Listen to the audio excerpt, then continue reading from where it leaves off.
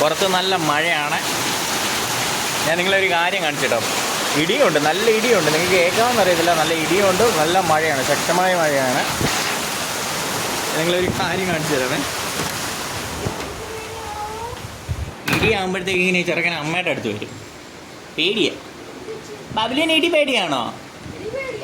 ഇടി പേടിയ. ഇടി പേടിയാണോ ബബുല്? അണ്ട ബബുലി ഇരിക്കുന്നുണ്ട.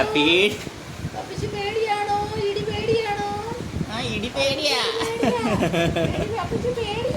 സാധാരണ ഇതിൻ്റെ അടിയിലാണ് കയറുന്നത് അവന്. ഇതിൻ്റെ അടിയിൽ കയറിയിരിക്കും. ഇന്ന് അമ്മയുള്ളതുണ്ട്.